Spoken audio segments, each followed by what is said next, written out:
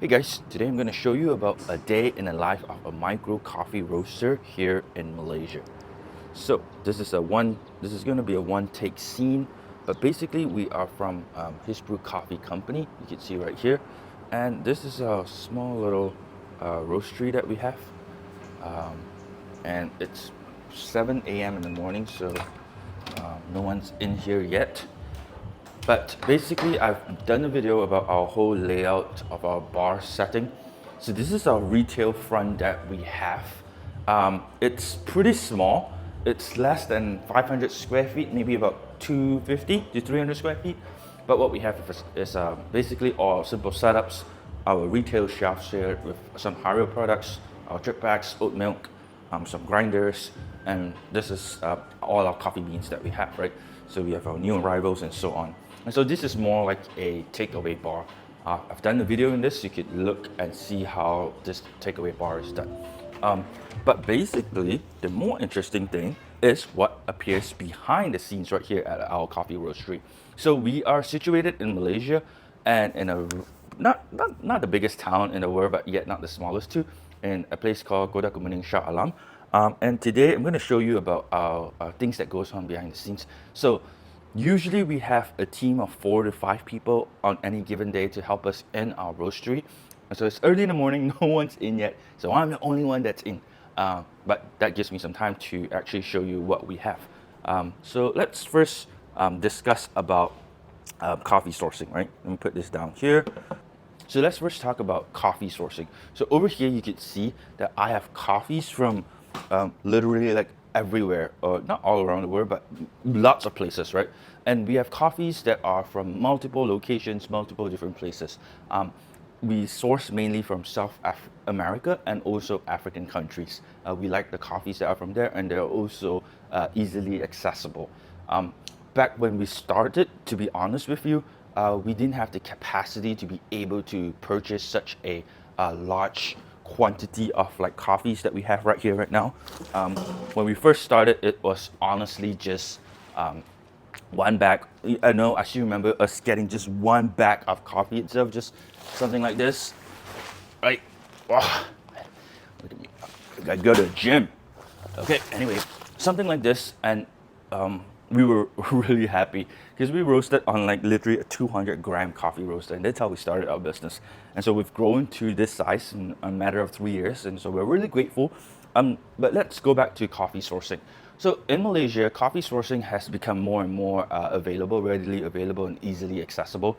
But back in the days, just 3 years ago, back in the days, like it's so long, just 3 years ago, it was harder, and so we typically buy from like really, really big wholesalers. But right now, we try to source all the way directly to farm level, and that really gives us the not only the quality that we're looking for, but also the price, but also being able to know the farmers and to see how they process coffee. That is actually super important to our mission here at His Brew Coffee. So we try to get beans that are, our philosophy is we want to get beans that are affordable, but at the same time still classify as specialty, and also it still gives you a daily driver, daily cup that you would really enjoy. And so that's our philosophy. We're not looking for the highest geisha coffee or the highest scoring coffee. Our philosophy is to get good, affordable coffee in the hands of our customers. And so we source coffee from different producers right now, and our goal is eventually if we could go all the way to farm level and to understand a little bit more about their processes, pay them a little bit higher, right? Cut out some middleman in between. That would definitely be great for us if that could happen, right? So that is all our coffee. So these right here is coffees that usually would last us two weeks, right? Two weeks or so, and then we have a refill center where we will then refill it again. So let me show you just a little bit about our coffees here.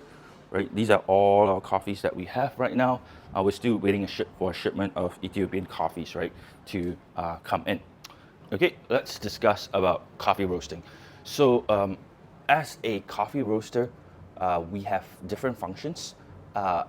it's very different from a cafe, and I think people in Malaysia are starting to understand what a coffee roaster does.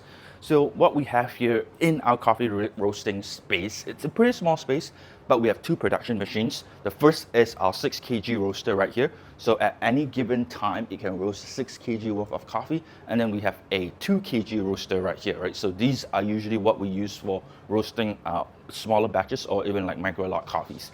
On a day-to-day basis, the way it works is what we would do is we will measure out the amount of coffee that we need for a given day based on a tabulated calculation of our e-commerce store, our wholesale partners, and even our walk-in customers and our retail front, right? And then we will start roasting on the production roaster. It's 6 kg at a time, so it's not really big. It's basically, it could fill out like this one whole pail. This pail could fit about 6 to 7 kg, but with weight loss, right? Coffee has some weight loss. So you get about 5 kg, right? In a given batch, basically. And that's pretty sufficient for us right now. We are grateful again for all the support we've received, and so far this space has been working well for us, but we're due for an upgrade very, very soon. So back to the roaster. This roaster, awesome little roaster. We really couldn't think of a better pricing and better affordability coffee roaster that we have. This is a coffee roaster that is manufactured in Vietnam, but actually a lot of European roasters are using this too because they have an authorized reseller there. And what's amazing about this roaster is it's consistent. It's just really well heated, insulated, and also it has automatic roast function in it, right? So a little bit about roasting machines. I would compare a roaster or a roasting machine to a car. You could buy the best car in the world, whatever the best car to you would be, maybe a Ferrari or something, but if you don't know how to drive that car, it will be useless, right? So maybe it would be better off you just getting a Toyota Camry than a Ferrari, because you don't know how to drive a Ferrari. It's the same thing for a roaster. A roaster is just a tool to help the roaster person, the person who roasts coffee, to come up with a good coffee, right? So you have to be, as a roaster, you have to be one with the coffee roasting machine. You have to understand its quirks. Every roaster has its quirks. Every roasting machine has its quirks. You have to understand its pros, its cons, how does it react to certain coffees. And so basically, at any given time, our roaster, they have to be basically understanding the coffee roasting machine really well. And so my brother John is the one that is the head roaster, and so he's in charge of this little roaster here. And so he knows the coffee roaster in and out, and so he could tweak and change and modify the profile at any given time, even if things go wrong, right? A little bit interesting about a coffee roasting machine is also we roast it with data logging, right? So we use artisan roast. So let me just show you how a coffee roasting works, right? A little bit. So if I scroll right down, okay, you could see this is basically the HDMI interface that we have on our roaster. So you can see how it's showing us basically the flame, the charging point, the drop escape, mixed cooling, the current temperature, and so on. And so we use these data together with a laptop here, which powers Artisan, and we will use this to roast all the coffees that we need for the day. Whereas for this, it's what we actually, our second roaster that we ever had. So it's a 2 kg roaster. It's a nice, cute little roaster that we roast usually like geisha beans or like very small auction micro lots on the roaster itself. So let's just talk about now the roasting process, right? Every day, what our guys would come is they would start refilling bags here, coffee bags. So basically these are just empty coffee bags, right? We will stamp the roast date behind, and then basically we will start packing the coffees that we need. What this scales does, or this auto filling machine does, is it's pretty nifty in that you could set the amount of grams you need at any given time, say 500 grams, a kilo, and it will basically dispense out the coffee from here. So you load it from the top, and then basically it goes down into here. So they'll start packing the coffee every morning. This is right here a band sealer. It's definitely a must-have for any coffee roastery. You definitely need this tool, right? And then we have our basically our Malconic EK43 right here, this giant beast at the end. right, to basically grind all the coffees that we need for customers that needed their coffees to be grinded. Okay, let's also discuss about, I think, a very important point that we definitely do not want to miss is our quality control and R&D.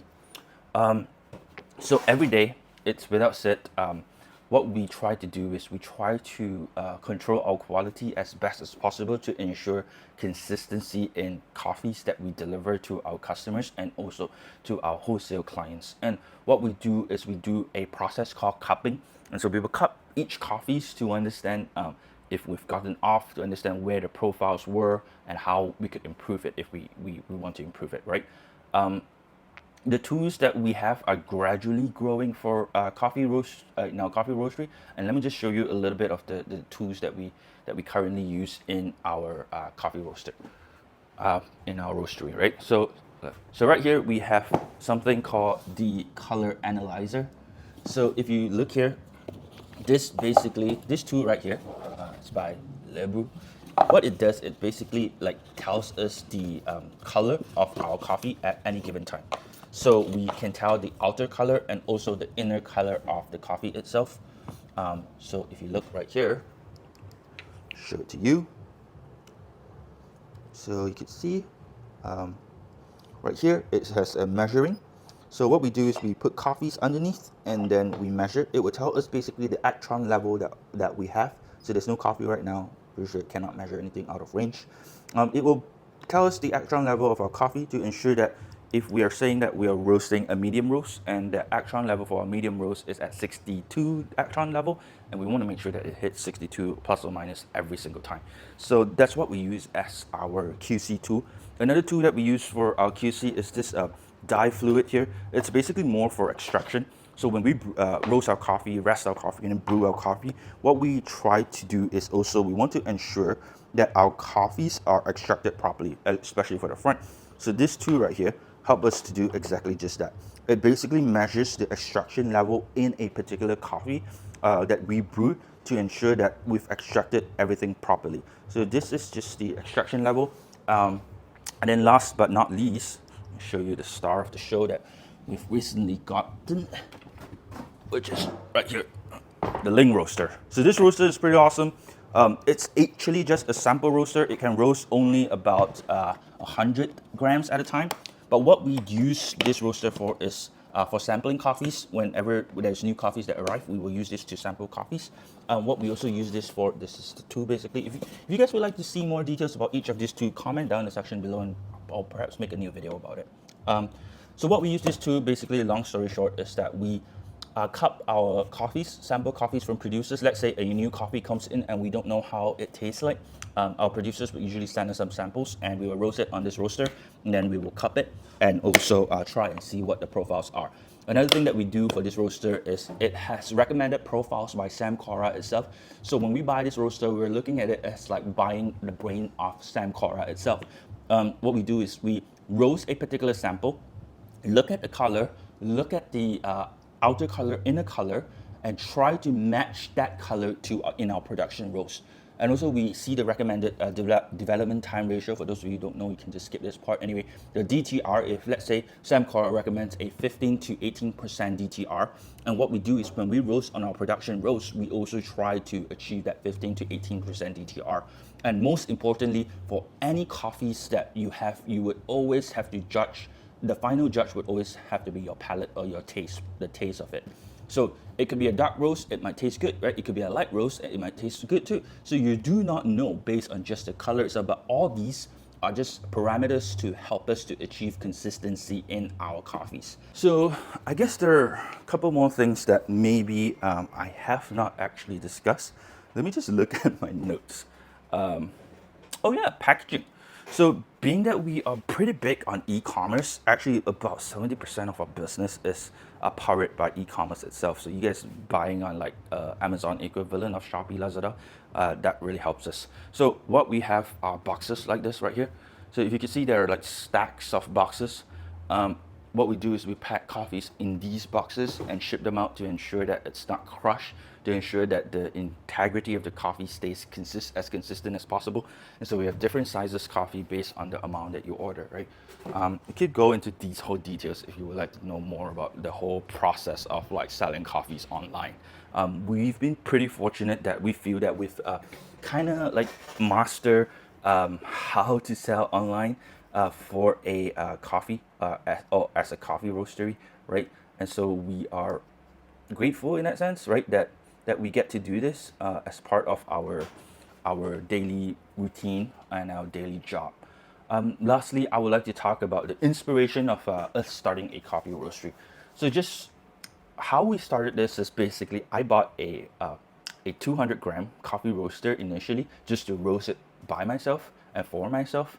And I thought I wanted to recruit back the cost of that coffee roasting machine itself. And so what I did was I paid someone on Fiverr to create a logo and then started to put coffee beans online to sell it. And then shortly after the pandemic happened, so that caused everyone to have to just buy coffees online, and so that actually helped us, right? So during the pandemic, I was still working. During COVID, I was still working a full-time job, and then in 2021, back in the year end of 2021, that's where I started this full-time. And we've grown to a size that if you see our roastery, like it's pretty messy. We're due for an upgrade, but we're still looking for a suitable space, trying to understand of who we really are and who we want to be, right? Do we just want to be a cafe? Do we want to be a roastery with a focus on community? Like, who are we, right, ultimately? And I think, to be honest, this is what I've been thinking, and we as a team, we've been thinking about really hard to try to understand what are the next steps, or where do we want to take His Brew coffee from here, right? Do we want it to be heavily another industry lot where we could focus on just roasting coffees? A lot of things here you would find unconventional, and a lot of things here you would find that are not available in other coffee roasteries. For example, we don't have a cupping table, proper setup. We don't have a place where our customers could interact with us properly. So these are all the things that we would like to add, but obviously we have to wait and to see how things are, right? But our ultimate goal as a coffee roaster here in Malaysia is to introduce people to specialty coffee, but at the same time understanding what each of our customer would like and enjoy, and we roast our coffee based on that, right? So we do not say, oh, dark roast is bad, and so we will never roast dark roast.